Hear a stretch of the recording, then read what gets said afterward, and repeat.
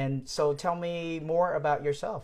So I came here to the United States 20 years ago. I'm an engineer, computer engineer, and I was transferred from Hewlett-Packard to work here in the United States 20 years ago.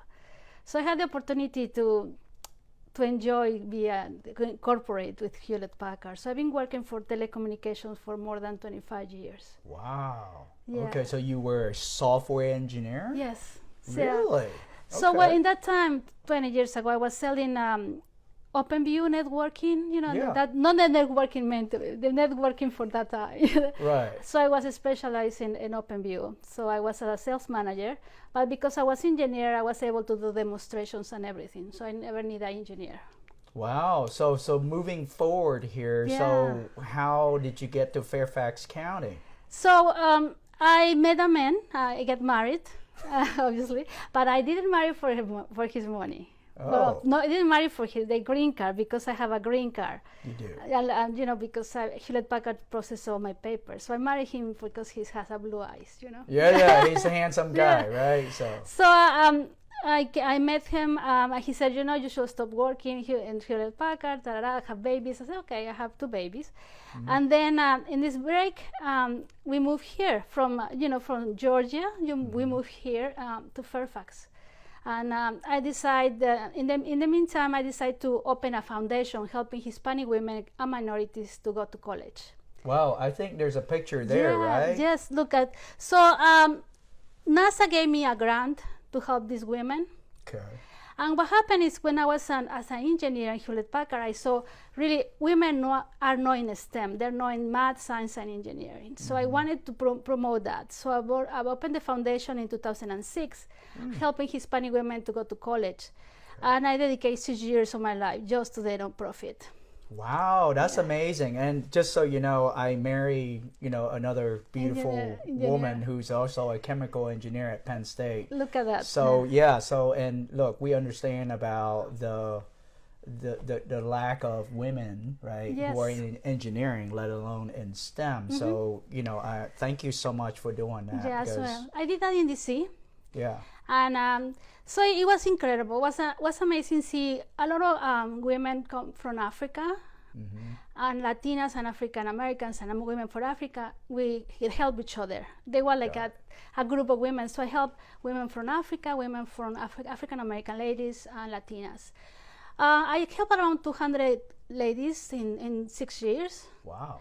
From there, only around 10% of them did a master's degree, and one of them did a doctorate. Wow, 200, and then one doctorate. That's incredible. Doctorate. Yeah. So I know you were working as an engineer. For HP. You, I assume, on the side doing No, this. I left Hewlett-Packard, so I did the foundation for 6 years. After that, I decided to go back to corporate, so I went back to Verizon and AT&T. Got it. And then the other thing that I just discovered yesterday by talking to you to prep for this, you also have a TV show? I have a TV show, a cooking show, and a radio show. Oh, wait. There are 3. There are 3 of them. Okay. You didn't say that. I didn't say it. Okay. So I have a TV show that I do in Comcast Channel 28. Got it. But I've been doing radio for 10 years in Fairfax Public Access. Wow. Yeah, but radio I've been doing for a long time. I decided to do radio when I get very involved in politics. Nice. When I become a citizen of the United States, I want to teach more Hispanics about the difference. You can select via Democrat, via Republican, why you have to vote. So I did that in Fairfax Public Access. So not only you're running a business, right? A woman, entrepreneur doing business in Fairfax. Yes. You're educating the certain groups of people, a community, about the fundamental of knowing what's going on in politics and actually be informed on what's going on. So I get involved in politics, and I decide to help the community in general. So I have the radio show. But lately, so I met somebody in Comcast Channel 28. I offered to do my radio and TV, so I have that one.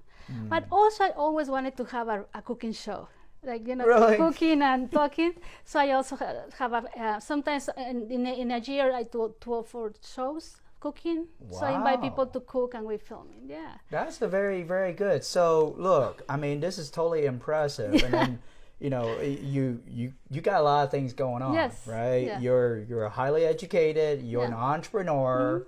You're putting a lot of effort into helping the community. Yes. So it sounds like it's natural for you to run for school board. So but I connecting the dots here. Yes. What happened? I didn't really run for anything before because I have dedicated my time to my kids. Right. So I have a son who went to from Sunrise Valley to South Lakes in Hunter Milk District and went to Virginia Tech.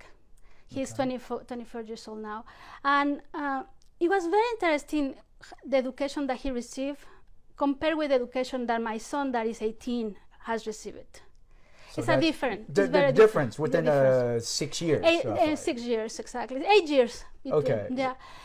So why I decided to run for a school board because I found I was like in the dark in the education of my second son. With my first son, it was very easy to find the curriculum online. So you go to find the curriculum, you ask the teachers for the book, the son bring the book to this house. Yeah. We working together, especially in math because my husband and I are engineers. Right. It was easy to have the book, pass the pages. Right. It helped my son. With the second one, no books. The now in Fairfax County in South Lakes, all the books are online. Okay. All the curriculums are online. And if you have something to know, you need to investigate, you have to go online and watch a video or try to figure out the pages online. And it has been a struggle, not only for me to help my son, that now, God bless me, he finished high school, but talking with many other parents, you know, they say, Laura, it's very hard for us. They work into, most of the people in Fairfax, at least in my district, Hunter Mill district, they have people who has two jobs. Okay. They don't have time to do homeworks. So the people who has money, what we opt out to do is to pay for the school's tutors. We pay for tutors. There's so many schools that you pay for tutor. A tutor will come to your house. A tutor, my son go to a special place. So besides everything, I had to spend around $8,000 a year because I had to find somebody who can teach my son things that I cannot teach because I don't have the resources. Right. So I'm smiling. So I make sure I correct it. I'm smiling, and here's an engineer, software engineer, helping, and obviously you are very involved parents, which is wonderful, right? With your first son. PTI and everything. Yeah, everything. And then you're helping your son, and now you're trying to help your second son, and you're like, what is going on? So if you didn't or had an issue with that, I guess it's safe to assume that a lot of parents are having this, who trying to help their children, or like, how I do it? What's going on? When my first son, everything was in binders, notebooks, you know, normal school, like when I went to school, you have a notebook per class, you know. Right. With my second son, a piece of paper every day for every class. Right.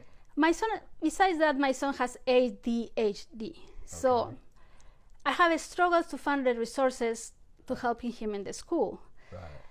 But it's just that make me think about it, that how many other parents have the needs that I had, how many other parents had the struggles that they have. Right. So I want to add one thing, and then we're moving on to the next topic here is I also had a pleasure interview another your colleague school board, and she did exactly the same thing. She's like, the reason why I got involved in schooling because I'm just confused of what's going on, and if I'm confused, how can I expect my children to be straight of what's going on?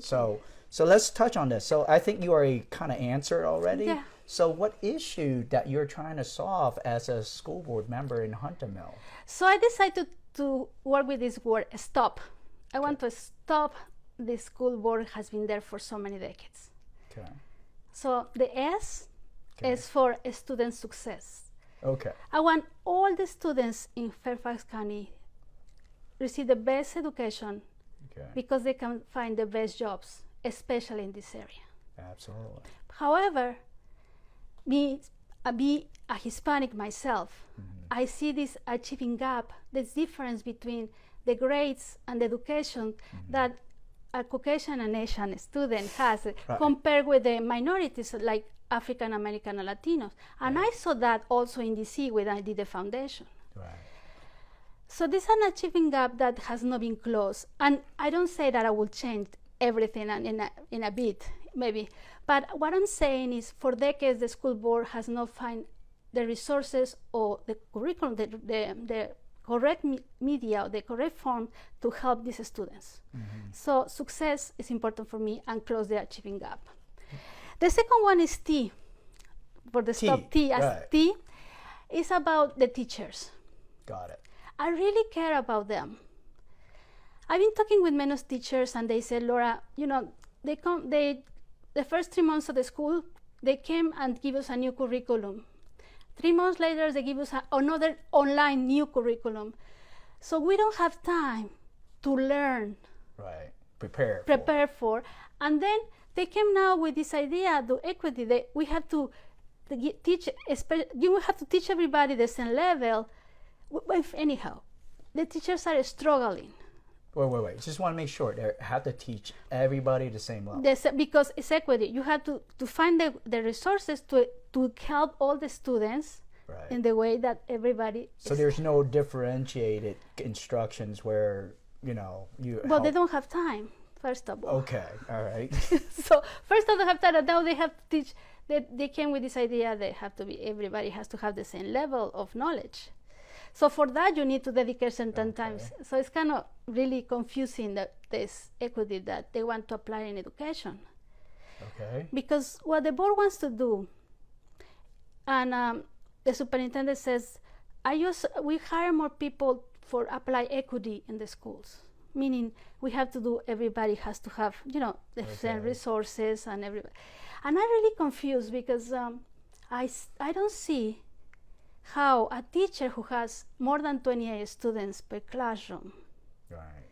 who has all levels of students in the classroom, can be able to be sure that all students have the same grades or the same education at the same time. Right. What worries me, and I mentioned it to other candidates as well, when I hear a nice generic terms, I get nervous. Yeah. Right? What does that mean? You know, it's like equity, how do you define that? How you define it, how you apply, and with this achieving gap. And recently, it's so funny, 3 days ago, it's an article in the Washington Post talking exactly about that, about the achieving gap in Fairfax County. Surprise? Surprise.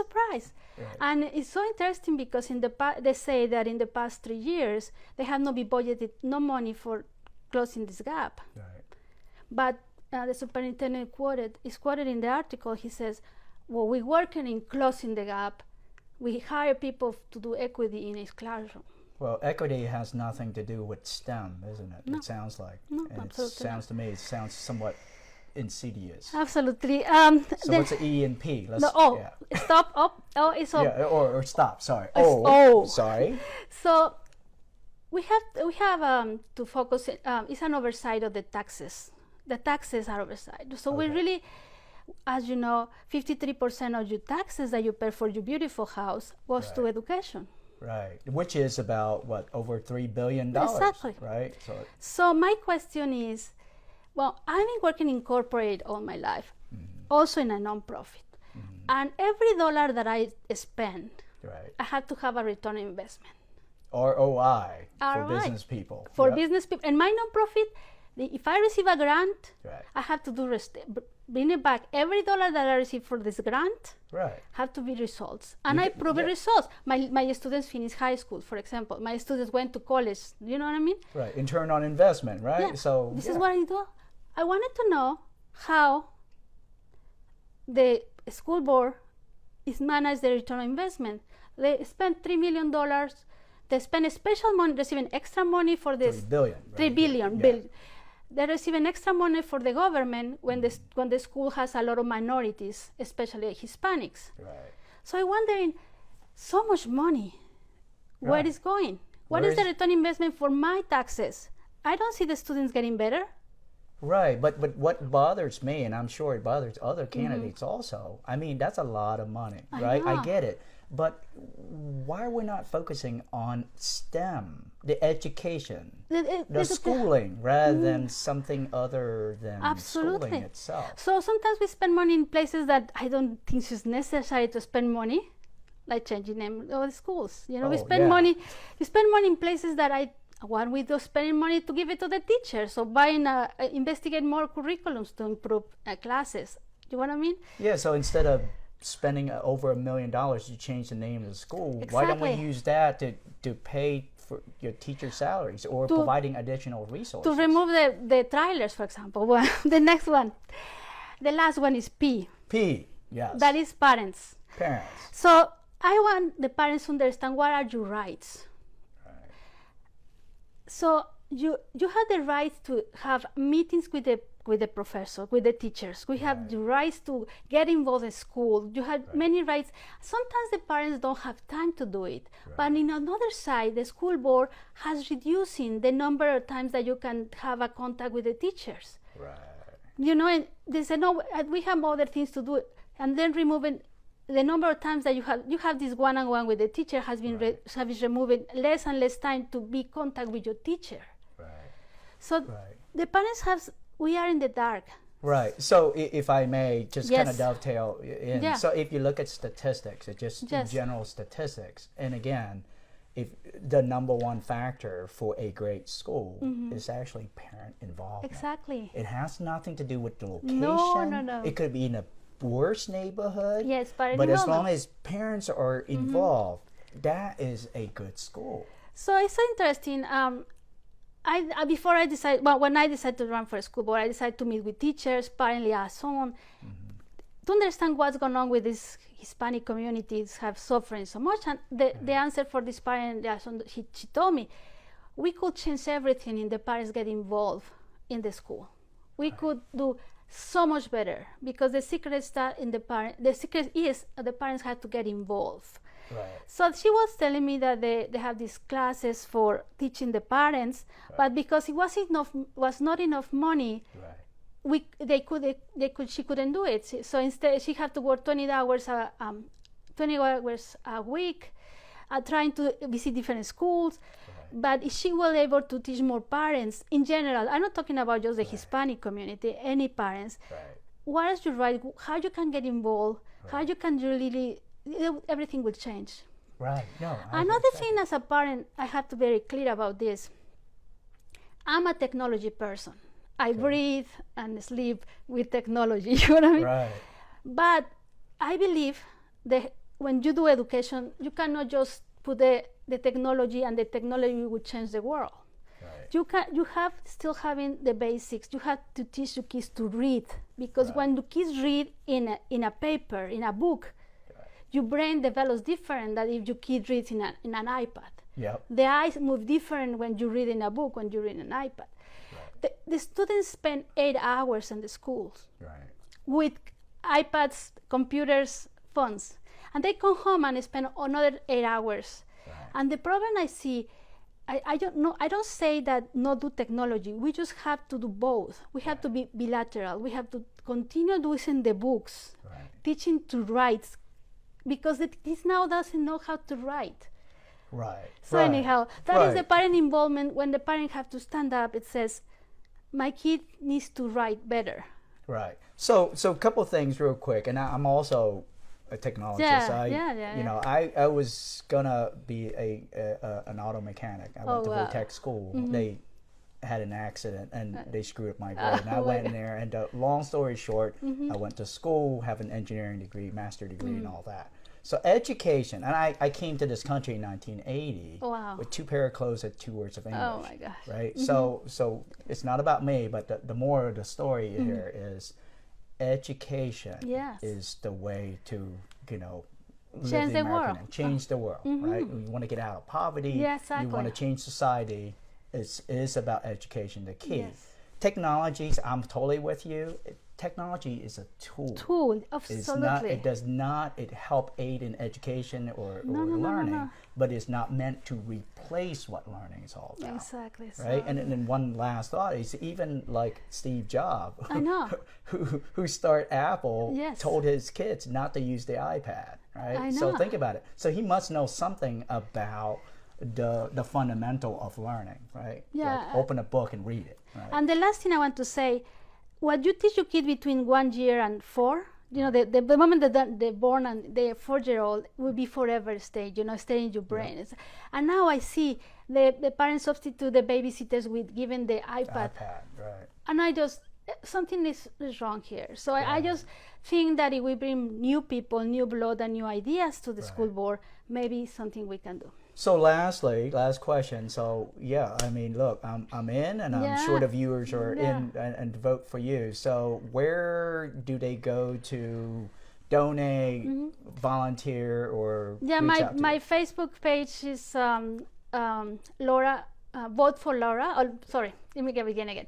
My webpage is voteforlaura.com, voteforlaura.com, and you just go there. You can find where to vote, volunteers. You can find my Facebook page, that is Laura for School Board. So thank you very much. Just so you know, we'll post that embedded inside a video. So you don't have to be worried. Don't worry. We'll make sure that they'll get to your Well, thank you very much for inviting me. No, thank you so much for your time.